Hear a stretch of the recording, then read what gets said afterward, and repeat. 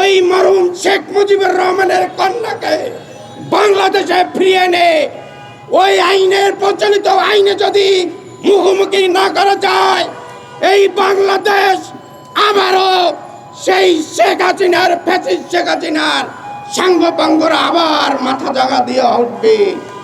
বাংলাদেশ একটি স্বাধীন রাষ্ট্র, রক্তের বিনিময়ে কেনা। ওই লাল সবুজকে রক্ষা করতে যায়, ওই লাল সবুজের বাংলাদেশ যদি রক্ষা করতে হয়, দীর্ঘ 15 বছর জনাব তারেক জিয়া ঘোষিত যে 31 দফা আমরা সংস্কারের জন্য ওই শেখ হাসিনার বিরুদ্ধে যে রাজপথে আন্দোলন করেছি, ওই 31 দফার বাইরে কোথাও সংস্কারের দরকার নাই।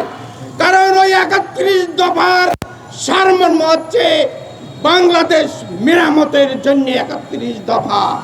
আমরা যদি সর্বশেষ কথা বলতে চাই, আগামীতে যদি ইউনূস সাহেবের আশেপাশে যারা আছে, বাংলার জনগণ নির্ধারণ করবে।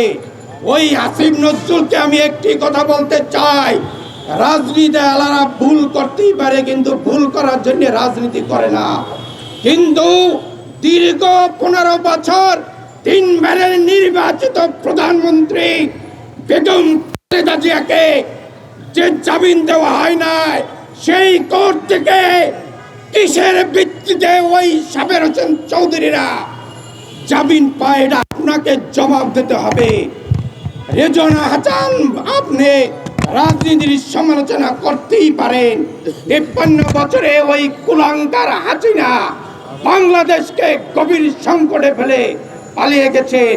কিন্তু আজকে যারা এই দুদু ভাইয়ের মতো লোকেরা জীবনের হুমকি নিয়ে, মিথ্যা মামলা নিয়ে এখন এই বাংলাদেশ গড়ার স্বপ্ন দেখছে, আগামীতে এই স্বপ্ন দেখতে চাই, ওই তারেক জিয়ার ঘোষিত 31 দফা যদি বাস্তবায়ন হয় এবং বাংলাদেশ যদি একটি নির্বাচন কমিশনের অধীনে যার ভোট সে দেবে যদি দিতে পারে, এই বাংলাদেশ জাতীয়তাবাদী দল তারেক জিয়ার নেতৃত্বে শহীদ প্রেসিডেন্ট